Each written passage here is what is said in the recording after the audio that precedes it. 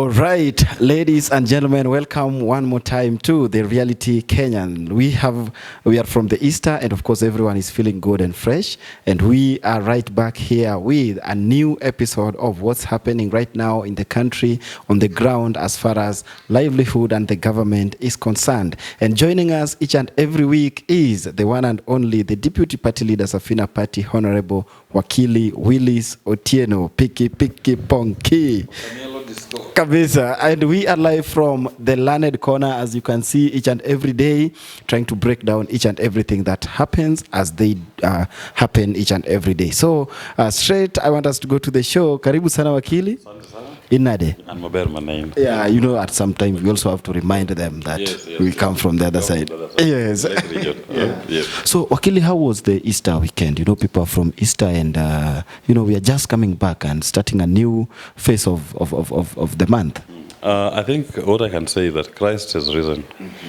Christ died and Christ rose on Easter Sunday. And we thank God for giving us his son to be with us. But for most Kenyans, it was not a very happy Easter, so to speak. You notice that many civil servants had not been paid their salaries for the month of March. And people could not afford to celebrate the risen Christ with their families as they would have wished. And that to me is just symptomous of the hard economic times that the people of Kenya are going through. And for the first time in more than 30 years, we are having civil servants' salaries delaying when people are normally paid between the 24th and the 30th. We now went into the first week of April with pending salaries that had not been paid. And that portends a very dark future, economically speaking, for our country. In the course of the Easter weekend, we saw the National Economic Advisor speak and, in a way, sending a warning to Kenyans. Make a choice of how you want to die. Is it debt default? Yes. Or is it delayed salaries? Yeah. And if you choose defaulting on the debt, there are consequences to it. If you choose delayed salaries, there are consequences. What we did not hear was what is the plan on how to deal with this, because we don't want to die in either way. We don't want to die by debt default, neither do we want to die by salary delays. People want to see a thriving economy that addresses their economic concerns. We are going through an economic revolution, and at this point, the present administration seems to be grappling with understanding what the economic problems are in this country. I think their solution seems to be to blame the former regime every day. And it is sad when you hear leaders who are in the present administration constantly blaming Uhuru Kenyatta and his administration. But more than 3/4 of the people who are holding senior positions in the present position were holding senior positions in the former administration. They sat in the rooms where the decisions which were made by that administration were made. They participated and they supported and defended those decisions which are now causing us the economic challenges we are going through today. I hope, but I don't think it will happen, that time will come when they will start addressing our economic problems. Looking at the rear view mirror as you're driving a car cannot get you to your destination. It can only remind you of where you're coming from. This car called Kenya needs to get to its destination. And that can only be achieved when we focus on the front mirror and we look ahead through the windscreen on where this country needs to go. Looking through the rear view mirror will not get us out of the economic malaise we are finding ourselves in. And you see, I always caution my audience that we should not think that Kenya is more special than other countries. We have countries which have gone through similar challenges. Sri Lanka, for example, went through a very tumultuous economic challenge, and I think they're still in it. Ghana is struggling today as we speak economically. Lebanon, where things became so bad that even if you had 20,000 shillings in your bank account, you'll go to withdraw it, and the bank will tell you that we cannot give you your 20,000 Kenya shillings. We will give you 1,000 for this week. Not that you don't have the money. You have the money in your account, but you cannot access it. Yeah.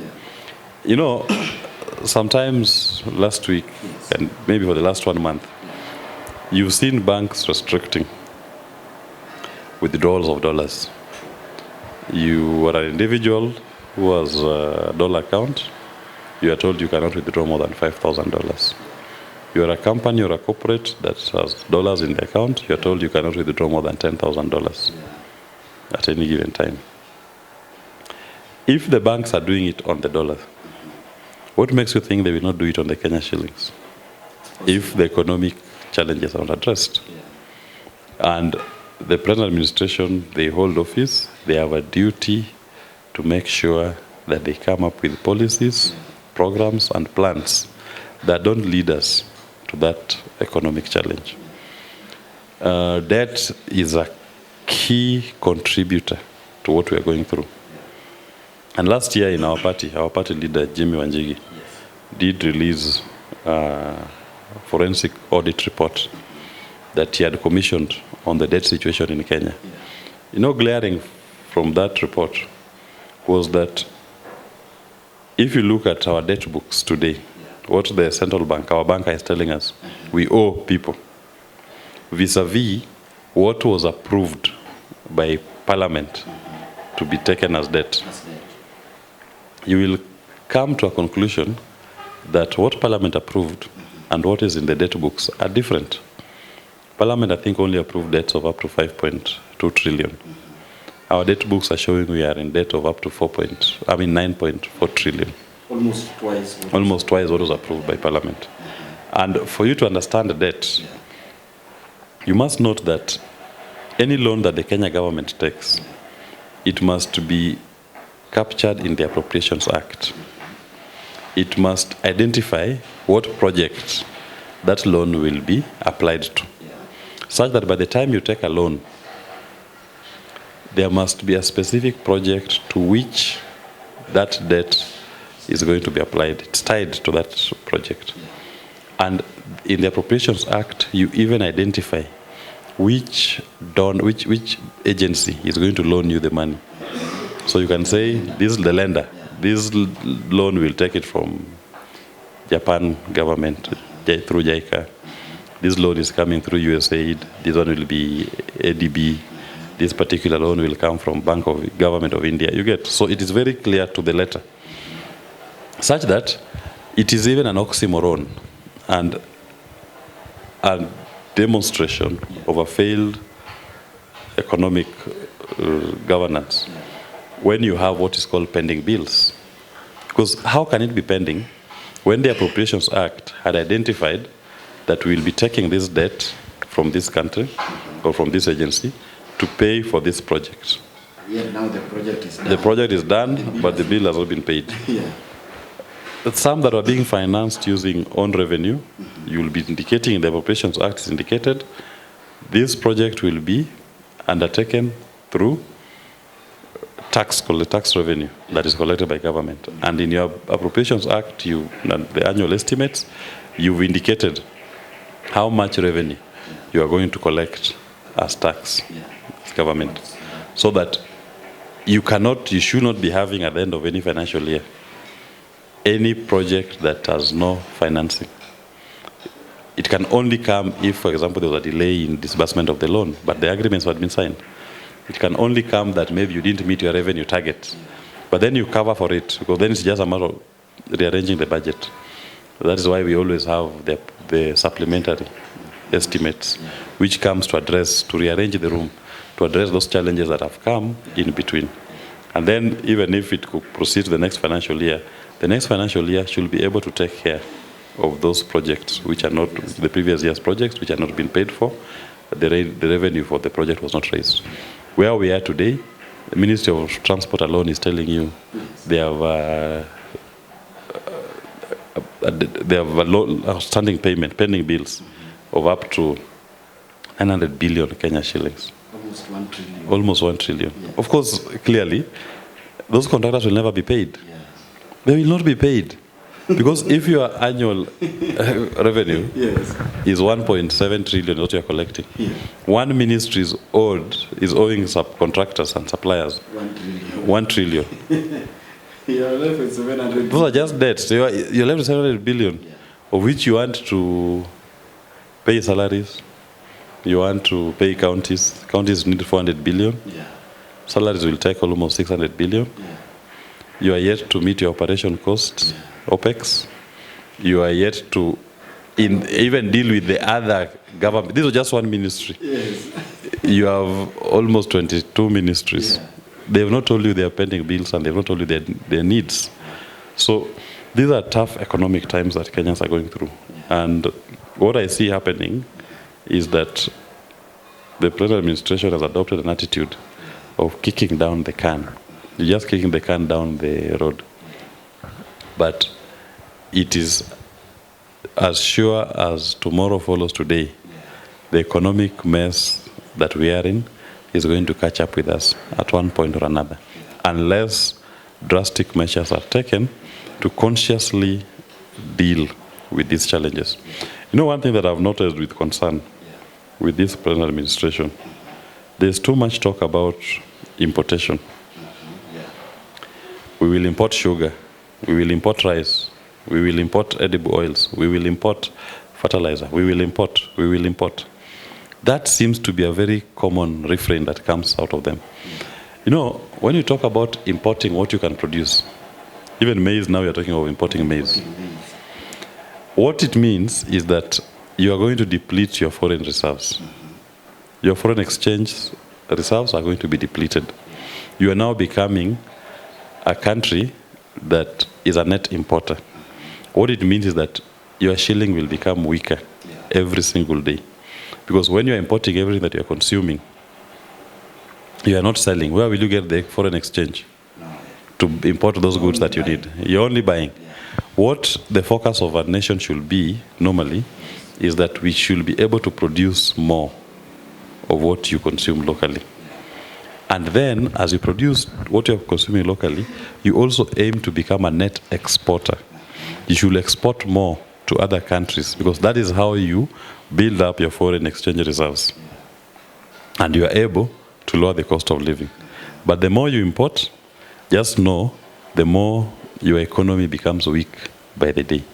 And that has a devastating effect and consequence on the quality of life that people will end up living in that particular economy.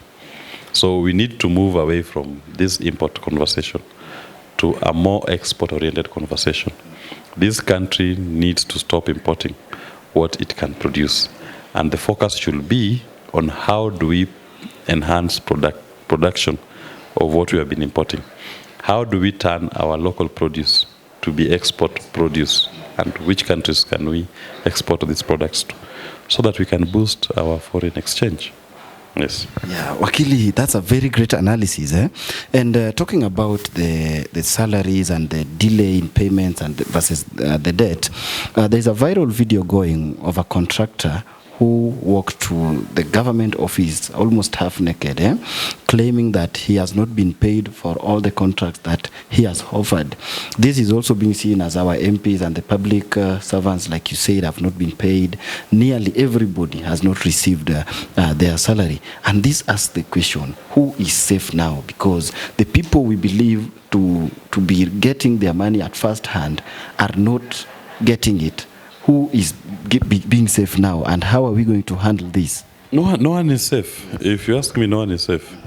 When you start seeing, because if you look at the hierarchy of payments, military normally comes first, police second, MPs third, teachers fourth, then you go down the judges, then you go down the cadre of civil servants. But this time, I think by the end of the month, only MPs, military and police had been paid. Yes. Some teachers had been paid. I think teachers have now been paid, all of them. Then now judges were also paid, I think, practically as the turn of the month. People were normally paid by the 25th of the month, who are now receiving their salaries by 31st, some into by the 4th were still receiving their payments. Now, no one is safe because it means the collections for the last 2 weeks have been used to clear the outstanding salary of the civil servants. Now, it means we are now collecting the collections for this week and next week.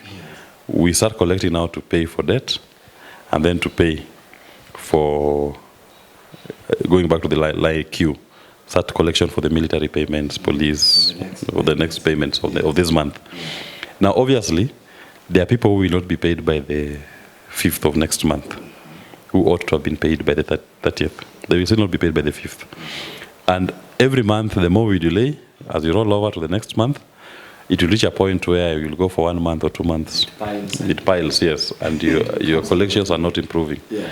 So it is, as I said, you are kicking the can down the road. That is a mess that if you don't come up with strategies and programs to address it, it ends up catching up with you. Yeah. This mess was created in Jubilee administration.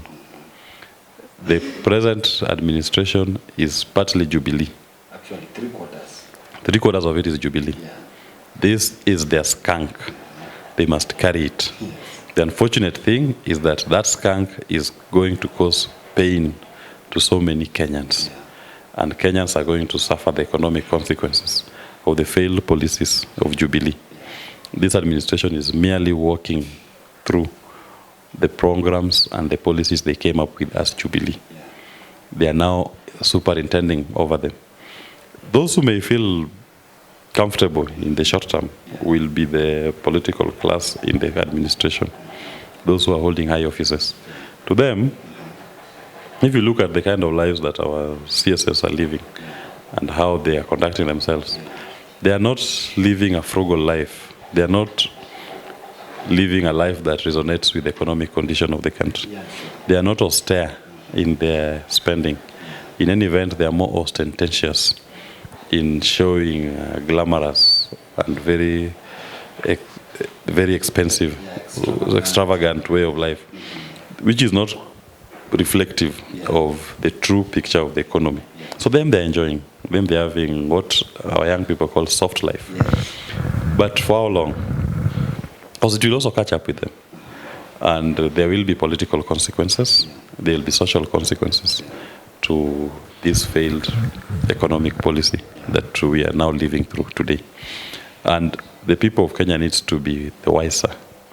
And when the time comes to make decisions on choosing leadership, they need to critically analyze and understand what is the promise of a leader on the economic front.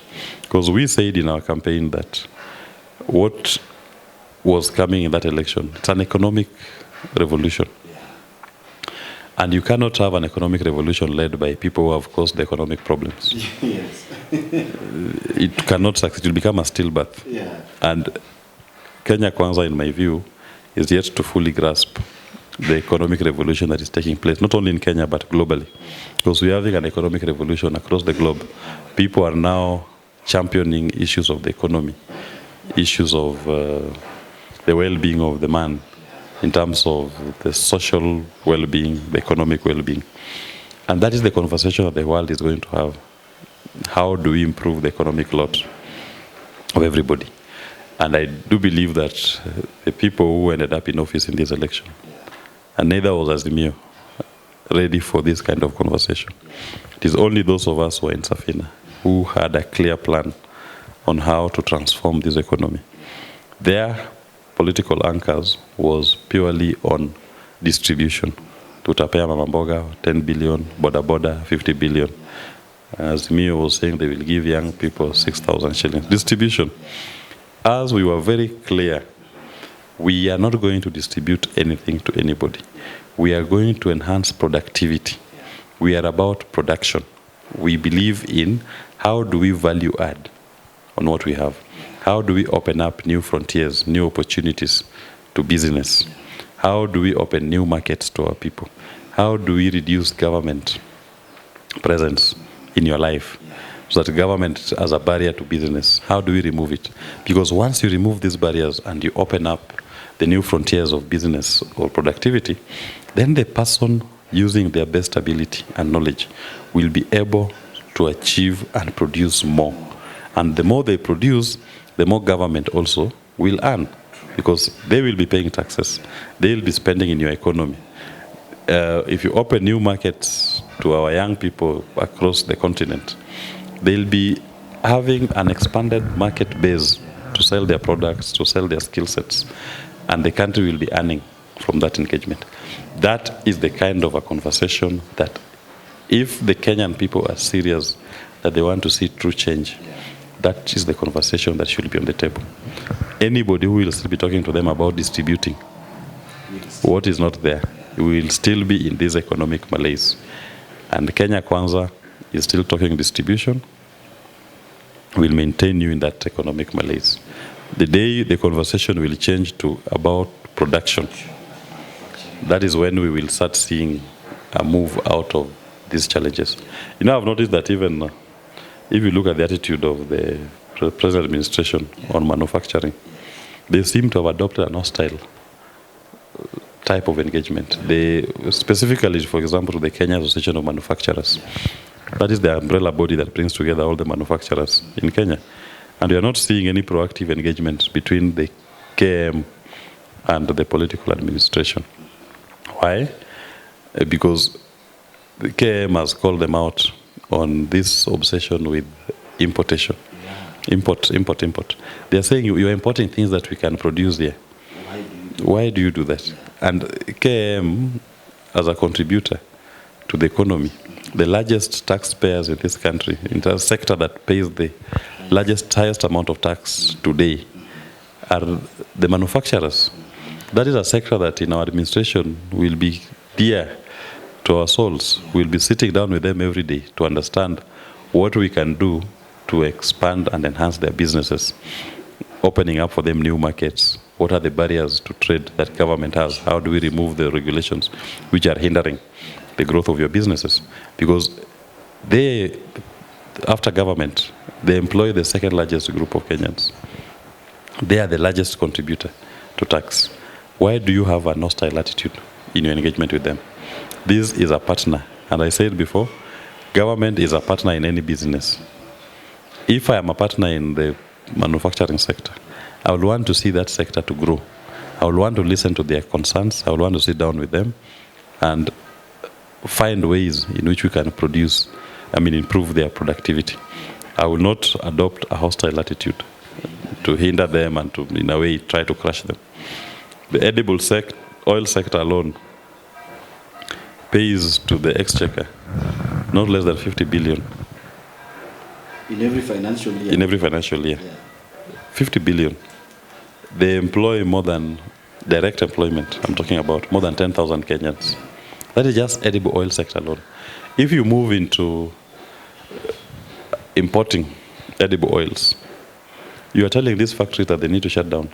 Yeah. How many Kenyans will be rendered jobless? Over 10,000 will be rendered jobless. You are going to lose the 50 billion that you're earning. Yes. But the people who are going to benefit are the middlemen, the brokers, who don't have any single industry, who will have been given the contract to import the edible oil. You go to the sugar sector. We have sugar factories here.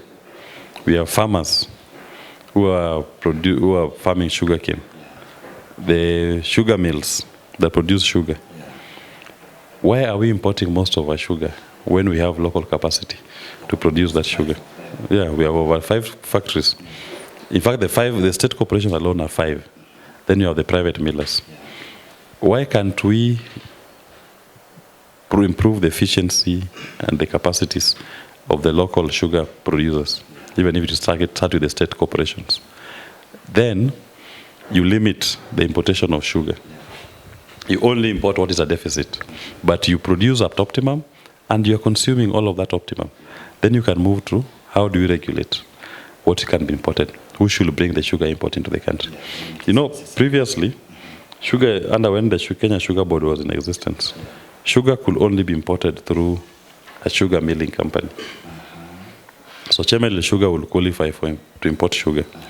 So before Chemel will be allowed to import sugar, they will have to go to the Kenya Sugar Board and they present their proposal that we are not meeting our demands. We have a shortage of this much. And so they'll request that allow us to import these metric tons of sugar. Oh. And they'll be told, okay, for us to allow you to import the metric tons of sugar, have you harvested all the mature cane in your zone? Is it exhausted? Is it exhausted? So you must demonstrate that you've exhausted all the sugar cane in your zone for you to be allowed to import. So the companies were very quick to constantly make sure that their farmers' cane that is matured is quickly harvested, the farmer is quickly paid, so that they qualify to be allowed to import sugar. And you see on that table at the Kenya Sugar Board, we had farmer representatives, directors who are elected by farmers. So you have a farmer representing the Chemelil Muroni belt, who will be sitting there, and he sits with his farmers every week. So he knows that we are going to have a meeting next week to discuss an application by Chemelil to import sugar. And you will go around and the farmers will tell him, okay, all our cane, mature cane has been harvested, we've been paid. So when Chemelil comes, he says, yeah, from my information on the ground, the farmers have been paid, the cane has, all the mature cane has been harvested, so we have no objection to the request to import. Today, no one even knows who imports sugar. They are faceless characters. You cannot even tell who they are, where they are, what is their contribution to our economy. And even where the sugar is coming from. No one knows. Yes. You get? So the person who suffers most, number one, you start with the farmer. You go to the factory worker who is now not able to, who cannot be paid. You go to the local market centers where these factories exist, because when the farmer does not have money, when the factory worker does not have money, they're not able to spend in that economy. You go to other local economies, local market centers, you are finding a depressed economy because there is no circulation of money. The money that is coming, that is in your economy, is all being mopped out and taken away to import sugar. It's being you're mopping money and taking it to foreign country. But if this was being done purely within our local ecosystem, the farmer will be benefiting. The farmer will have money in his pocket. He will spend in that economy. The factory worker will benefit. He will spend in that economy. The shopkeepers, the traders, local traders will benefit, and they spend in that economy. So you'll be seeing constantly an expanded economy in that particular locality. If the farmers are able to now produce more cane, the mills are able to churn out more sugar, then we'll reach a point where we have a surplus production. And now we start thinking, how do we now export this surplus sugar, what is left, to our neighboring countries? Countries here like Sudan, you go to Ethiopia, you go to Djibouti, you go to Uganda.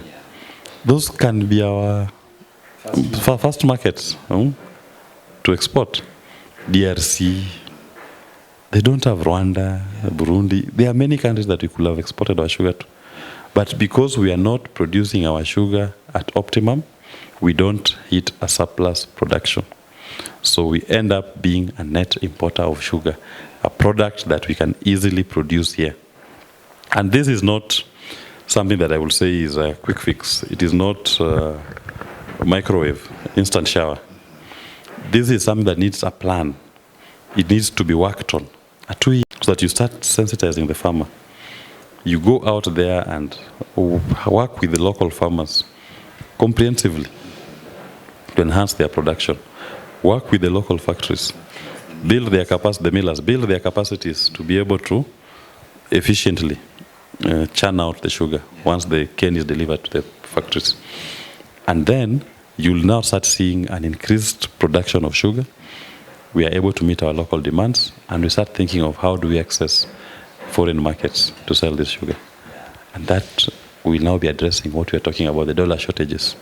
Because it affects, that sugar may be produced in Chemelil, but the consequences of that production in Chemelil and the export of that sugar will be felt by all Kenyans, including the one in Banisa, the one in Mombasa. All Kenyans will feel it, because if we become a net exporter of sugar, we will be able to now start earning foreign exchange from that sugar. It's a cash crop. So where can it become a cash crop to the country? When it is available. It's available. We have arable land. We have the land. We have the skill sets. The farmers exist. We have the factories. Why not just enhance productivity and then turn this into a cash crop that will change the lives of not just the farmers, but the rest of Kenyans? That's just one example. That is what we talk about, an economy that is about production, a government that believes in production as the overriding ideology, not a government that talks about distribution. It kills the economy. Wakili, today we seem to be, looking at this production, and it's making a lot of sense.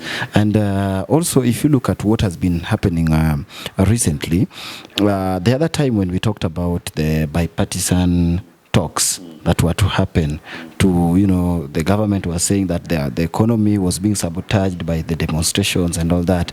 And now the two parties agreed to have a conversation. And right now we see the Azimio team, ni kama wanarudi barabara because, the Secretary General of ODM said, I think this morning, that they are about to go back to demonstrations because the government is not willing to do what they agreed on. So far, in your own view, do you think the bipartisan dialogue or conversation is something to go by as we speak? And people bank on it from what people thought it would be? I wish it could work. That is my wish, that it will work. And this conversation will have a genuine, meaningful conversation that will address the challenges or the issues which have been raised by Kenyans and the Azimio team. But so far, looking at the public posturing from the other side, I don't see what I will call as goodwill to engage. And unfortunately, if you are starting from a poisoned environment for conversation, then you cannot have... It is poisoned because if you look at the utterances that followed the presidential invitation to have a bipartisan dialogue, the rank and file of UDA and Kenya Kwanza, in a way, went out flat out to speak in a very negative. They poured cold water on that venture. They, in a way, even ended up saying, in my view, very vitriolic and divisive statements. Those are not the kind of statements that you will wish to come from the political leadership when you are moving towards having a national conversation, a national dialogue that should be about the people of Kenya. So the environment is already poisoned. And even if you look, I've seen some Azimio people saying that the caliber of people who are nominated by UDA to represent it in the conversation were not, you don't see seriousness in the choice of the appointees, the representatives. So if the Azimio side will feel that we are not having a meaningful engagement, then it will be well within their rights to invoke the Article 37 right to demonstrate and to picket peaceably, unarmed. So, and that will take us back to square one. And with the prevailing economic situation in the country, demonstrations are a right in the Constitution. Those demonstrations will impact on the economy. And the government will again progressively not be able to meet its revenue targets and its obligations that are signed up to. I just wish that they were having a genuine conversation, a genuine dialogue to address these issues. But if they allow politics to inform the engagement, then there will not be anything meaningful that will come out of the bipartisan conversation. And for me, the most important thing is that, and I've always said as a Safina, we're not in that kind of conversation, we're not in that space. As I said, we don't share any common ideologies with the two protagonists. We only recognize everybody's right, and we hold the view that Azimio is right to call for any demonstration, because that is in the Constitution. You cannot fault them. Kenya Kwanza, to the extent that they sit in the office of government, have no right to violently disrupt their demonstrations. Even if you don't like what they're saying, you must facilitate and you must allow the demonstrations to go on. But it's in their both interests to have a conversation that will not lead to invocation of those rights. And because all you are looking for is the benefit of all Kenyans. Because even if they don't have demonstrations, you are still seeing many Kenyans facing economic challenges all over. People want solutions. People want a political system that responds to their key concern. And that key concern today is they want to have money in the pocket. And no one is offering that solution. Maybe when the time for elections come, we will tell them how you can put money in the pocket. Yes. And Wakili, when you say that Safina Party is not in any way associated with all this, but you see from this, the conversation that we've had, we've realized that the distribution ideology versus the production ideology. You've broken down the production ideology with an example of the sugar production, and it's making a lot of sense. Suppose the government decides to go by this idea and invite Safina Party, now that you people, you are understanding what this is, and sisi tumelemewa, tungeomba mtusaidie venye tunaweza fanya kazi pamoja, so that we do this in our government. How will you manage to do that? Are you going to be part? You know, we cannot be part of this government because it's an ideology, something you believe in. It is not something that you acquire. You can fake it. Maybe you have convinced. No, it's an ideology. It must be in you. Yes. It's like in your DNA. Yeah. Even if you went to work with them, they'll go back to their default. Yes. And their default is production. They think there's money in this economy. Yeah. I mean, their default is distribution. And they think there's money in this economy to distribute. Yeah. As our default is production. So even if we went there, it will not help, and we cannot. We don't share a common ideology on that front. I believe this is a conversation that can only be addressed by the people in a ballot, where we say we are productionists, they are distributionists. Make your pick. If you pick the productionist, you'll see these changes in your lives. If you pick the distributionist, you will also feel the impact. And right now, on the ballot, there are two distributionists. And the distributionist in office, you are feeling the impact of his policies. It's not by chance that we are where we are. These people believed there was money in the economy. They didn't believe that money needs to be produced in the economy. That is why we are where we are. And they've played this kind of politics for the last 30, 40 years. This is who they are. I always said, Safina Party, the Jimmy Willie ticket, what we will be offering the people of Kenya is a very simple solution. What is our best? Our best, we can change this economy. What is our worst? Our worst scenario, we will be like the former politicians. We will not perform like them. What is their best? They have shown you for the last 30 years who they are. They will not be better than what they are today. That is their best.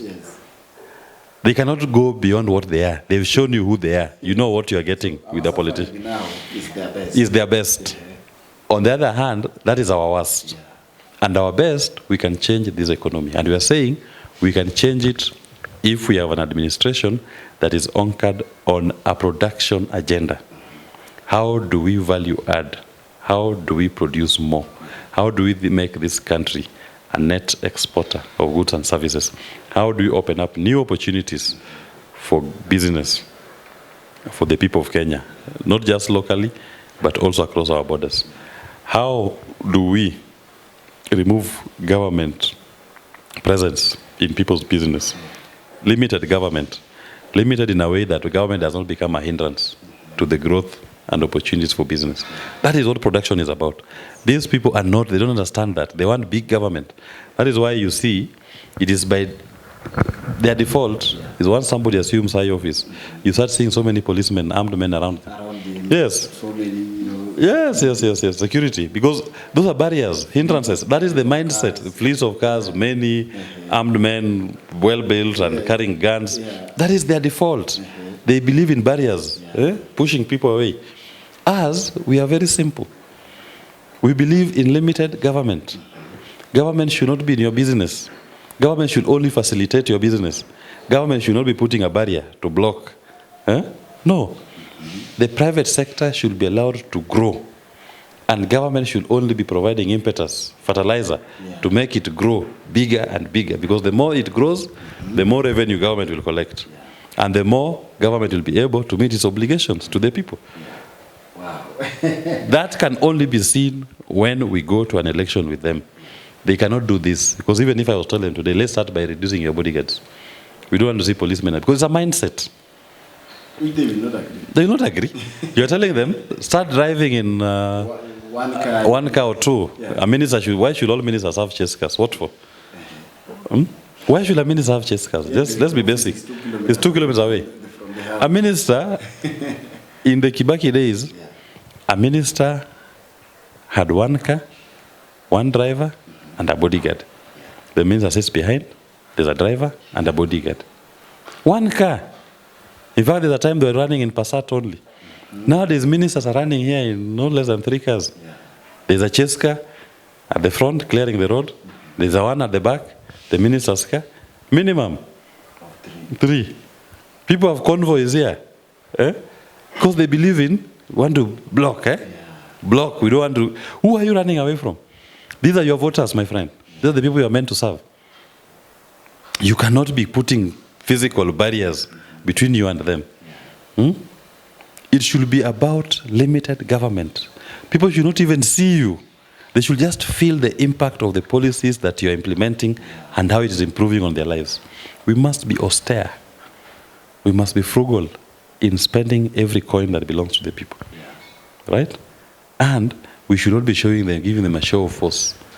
Who are you? You're not performing the will of God when you start showing the show of force like that. You're a public servant. You're a servant, my friend. When you're a servant, you are not supposed to be bossy to your boss. Your boss is the people of Kenya.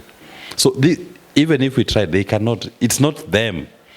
It's not who they are. They don't understand. They don't understand it. Because when they aspire to these offices, people are looking forward to having the convoy, 5 cars running around Nairobi, and there's traffic jam everywhere. Way, and intimidating us off the road. We can't join them. We are completely at variance. We cannot be in the same system. We cannot be. But Wakili, someone would ask, you see, you said that their worst is what they have been doing for the past, their best is what they have been doing for the past over 30 years. Because if you look at most of the people who are in power today, starting from the senior politicians, they have been there for years and years. But now when you look at Safina and, you and your party leader, someone who may use the greenhorns, who have never participated like fully or directly as politicians, though you people have been in some political limelight and positions, but not directly as elected. Don't you think this is going to be a bigger task now that the economy is crazily crumbling? No, it's not a bigger task because we understand. You see, our ideology, what informs our ideology? Our ideology is informed by our desire to create a production economy, right? So, and we don't have any hang-ups. We don't have any debts to pay. We are not politically owing anybody anything. So we will be doing it we only owe the people of Kenya. So what is somebody may think is our weakness is actually what I perceive to be our strength. Because as we will be campaigning on a platform that is meant to change the people of Kenya, and we have no regrets. We will not have any debts hanging over our necks to pay. Never did this. No. So we are coming into this conversation pure as gold. We are not having the scars and the hang-ups of debts that have been accumulated over a long period of time in politics. And that, to me, is our strength. You see, if you look at the emerging nations of Africa at independence, all the leaders who became presidents and even formed the cabinet, they were young people who had not been in politics, presidents or MPs or MCAs. And in most countries, they are the ones who set the solid foundations that the countries were able to take off from. Independence was about political revolution. Political liberty. It was a fight for independence. We wanted political independence. We got it. And that political independence was chaperoned by young people, new people who had not been in politics, had never held any political offices. And they won and they managed to steer their countries. We are equally today going through an economic revolution. It's about economically liberating our people. This is a war of independence. This war will not be won by those who have coasted. They are held back by the shackles of the office they've held before. It is the new warriors who will bring down the Goliath. Goliath had run roughshod over the people of Israel. Right? We had warriors there. King Saul was there with his warriors. Men who had fought in battles and won. But Goliath was always taunting them every single day. They could not stand up to him. Goliath will come and they look down. Until David, who was not a warrior, was not a soldier, fresh from herding, just picking 3 stones and a sling. The rest is history. Right? Israel, it is what it is today because David was able to stand up to Goliath.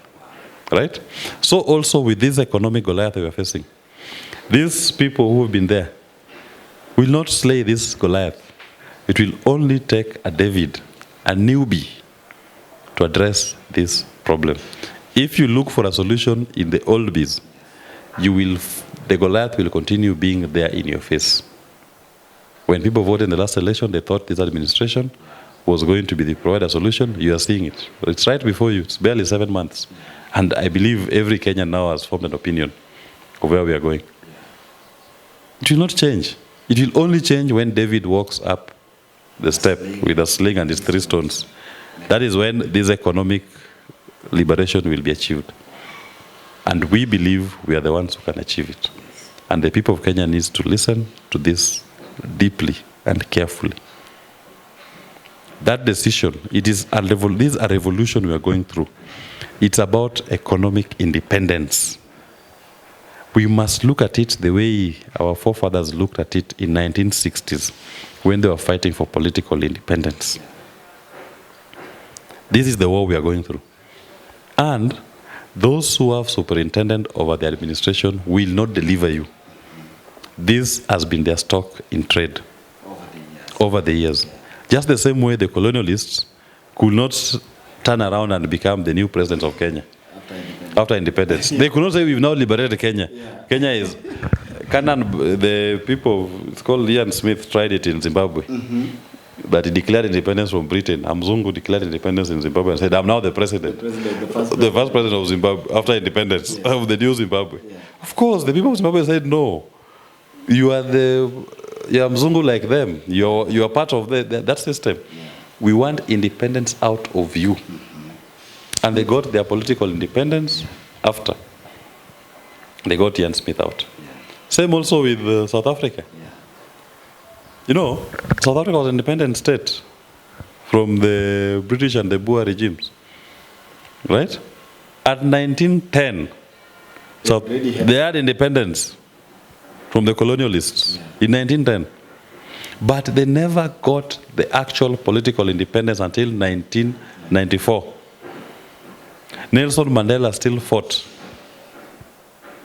for the real political independence. So their independence had been captured by pretenders to the throne. So also our economic liberation, our economic independence, if we continue using the old wine skins, it will still be captured by those forces. And they've captured it. They are strangling the independence movement. The economic independence movement is under stranglehold. And you're seeing the economy is fighting back, exposing them for who they are. So for us to have a genuine conversation, we need to now look for the real economic warriors of this country. And those can only be newbies. It can't be these ones. You'll never find a solution with them. Wow. Actually, as we wind up, what is your parting shot? The whole thing that is happening today is that I just urge Kenyans that we need to be very alert at this point, and Kenyans need to robustly start discussing the issues of this economy. Everybody is affected, and Kenyans are going through too much economic pain. And it is in our interest, in the interest of the people of Kenya, that the economy should be the overriding conversation that we are going to have with any politician or anybody who wants to engage with us. The political establishment must be called to task to fully turn this conversation to be about the economy people cannot live the way they are living today. We are living in squalor. We are living in depravity. We don't have money in our pockets. We don't have food in our stomachs. That should be the conversation. I urge the people of Kenya, every day, this is what we must be able to push to the top of the political discussion. Thank you. Thank you. Thank you so much, ladies and gentlemen. Wow, what a very, very amazing conversation we've had with the Deputy Party Leader, ladies and gentlemen, Safina Party Honorable Wakili Willis Otieno. Picky, picky, ponky. Pakamilo Disco. Of course, we have been having a very, very healthy conversation, trying to break it down, what's happening, what has been happening, and where we are headed as a country as far as the cost of living and the economic status is concerned. Thank you so much. Until next time, next week, same place. My name is Simi Kenya. Share with your friends, share with everyone so that we can always grow big. And we thank you. Since this show started, you've shown us massive love, and we are growing each and every week, each and every day. Thank you so much. May God bless you.